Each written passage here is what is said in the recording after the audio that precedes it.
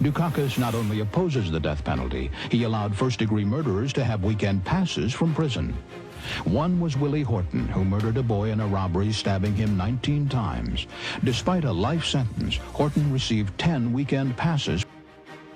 Welcome back to America Decides. Those who've long followed politics know the impact of ads promising to fight crime, including the infamous Willie Horton ad you just saw there. Violent crime is down, but Republicans continue campaigning on concerns about crime and violence.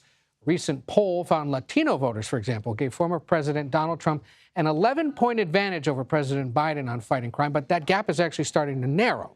Both the Democratic and Republican candidates in a recent race to replace Congressman George Santos out on Long Island campaigned on crime and immigration as well. Swazi and Biden's defund the police agenda has led to more crime and violence. I'll work across the aisle to do what our leaders haven't: secure our border, close the routes used for illegal immigration. Let's bring in Insha Rahman. She serves as Vice President of Advocacy and Partnerships at the Vera Institute of Justice. The organization says its mission is to end the overcriminalization and mass incarceration of people of color, immigrants, and the poor.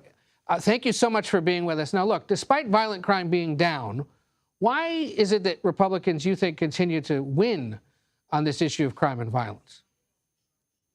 So I'm going to challenge one thing you just said, Ed, which is that Republicans continue to win on this issue. So we just saw the Willie Horton ad. That was from 1988. And back then, indeed, running on crime was a winning issue. The GOP started hitting Michael Dukakis on crime and Willie Horton, and we saw Dukakis's multi-digit lead drop. And yet, what we see now is that voters have actually evolved since 1988, but the political strategy that both parties, the GOP runs hard on crime, they spend millions and millions of dollars on ads hitting Democrats on crime, and Democrats either run away from the issue or they run to the right thinking that's the best we can do.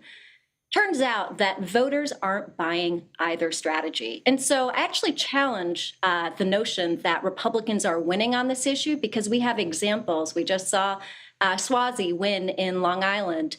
He's a Democrat. He actually fought off the soft on crime attacks, the soft on the border attacks. And he did it actually not by running away from the issue or running to the right, but running on a new message, which is we can be serious about the things the American public cares about, which is safety, security, and stability. It's not about being tough or soft on crime or being tough or soft on the border. It's actually being serious about the issues that voters care about.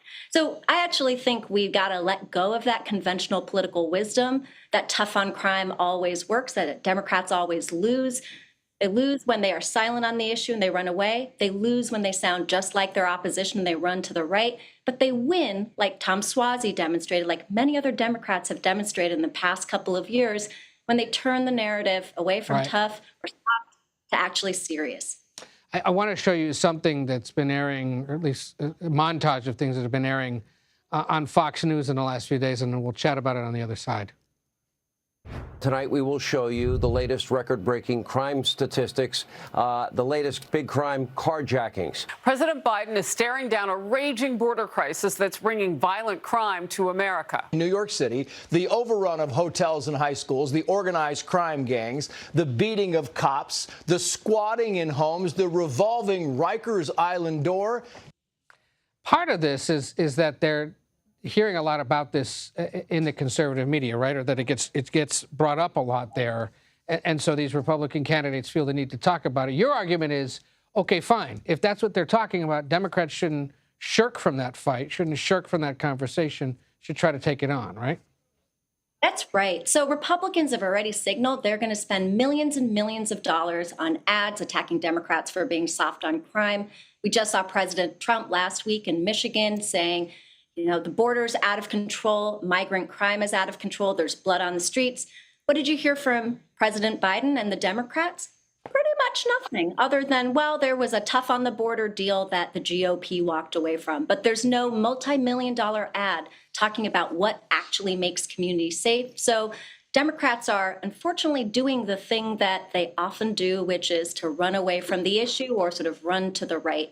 And it turns out, again, as I mentioned, Suozzi winning in Long Island, defeating literally millions and millions of dollars of ads calling him the defund candidate or calling him soft on crime. He did it not by going to the right and sounding just like his opposition, but you heard his first sentences, which is, we can find common ground. We can address the issues that matter to voters.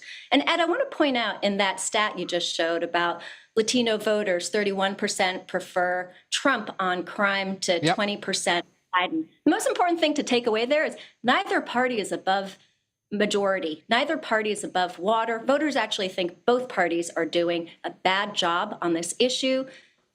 Republicans historically have had a small advantage, and it's because of volume, because Fox News and Republican candidates talk about the issue all the time.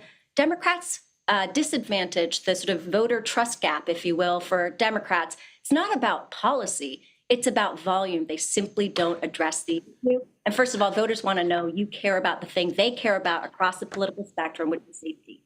Do you get a sense that, not even just on crime, but just in general, that you got Democratic candidates out there who see something being talked about in the conservative media space or on a channel they don't necessarily spend a lot of time watching and think, I'm not going to talk about that because it means the other side is setting the agenda.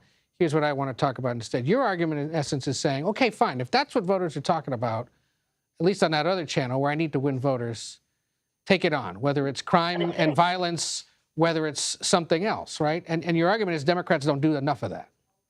Yeah, that's exactly right. So if Democrats are silent on the issue, it's getting defined by Republicans, and that's a disadvantage for Democrats.